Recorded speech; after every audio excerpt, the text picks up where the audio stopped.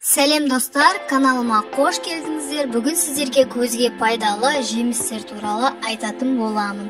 Видеоны соңына дейін қараңыз.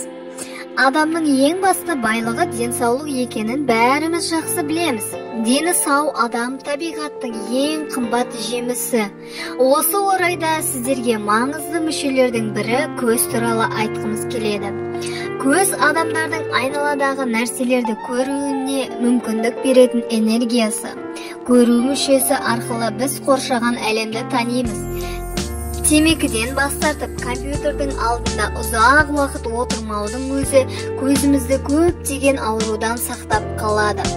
Және күн көзіне қарсы киетін көзілдірігімізді міндетті түрде тексеріп алуымыз керек. Өйткені оның да әсері көп.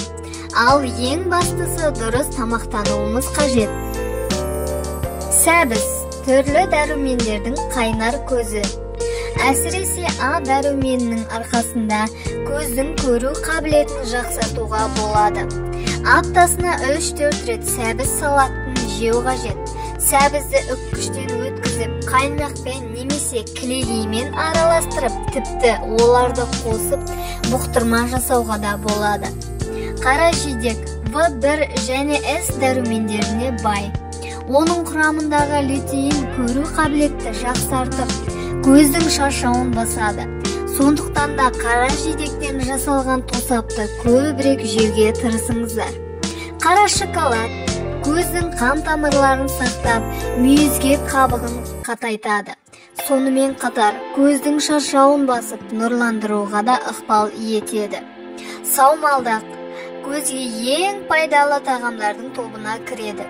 Үнемі саумалдық жеп жүретіндер көз ауруларынан сақтанады, әрі көздері қырағы келеді. Ірімшік В2 дәруменіне бай. Оның құрамындағы зат алмасу жақсарып, көздің алмасын нұрландырады. Ал В12 дәрумені көздің қанмен қамтамасыз етуін бақылап, көру қабілетінің жақсартуын септігіне тигізеді.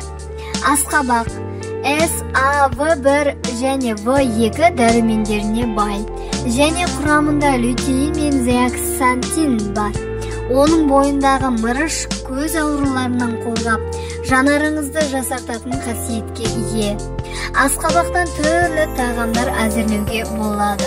Оны қалай қолдансаңыз да өз құнарлығы мен пайдалы заттарын жоғалтпайды. Жемістер көзге ғана емес, бүкіл ағзаңызға пайдалы. Күні кем дегенде 2-3 түрлі жеміс жеуді әдетке айналдырыңыз. Соның ішінде ерекше киви, жүзім, апельсин, шабдалы, папаяны ерекше атап өтеуге болады. Жұмыртқаның да көздің саулығына тигізер пайдасы өте көп. Оның құрамында көзді суық қараңғылықтан сақтайтын күкірт, лютеин мен амин қышқылдары бар. Сондықтан достар, тауық жұмыртқасына қарағанда бөдене жұмыртқасының құрамында бағалы заттар баршылық. Көзі құрғап кетуден сақтайтын А, В1, В2 дәрумендері мен темір және мысты табуға болады. Брокколи лютеин, каротин және зеаксантин деген зат тегінің арқасында көздің түрлі аурулардан қорғап, жанарын нұрландырады. Достар, осы видео ұнаса лайк басып, менің каналыма қолдау білдіріп жазылып кетуді ұмытпаңыздар.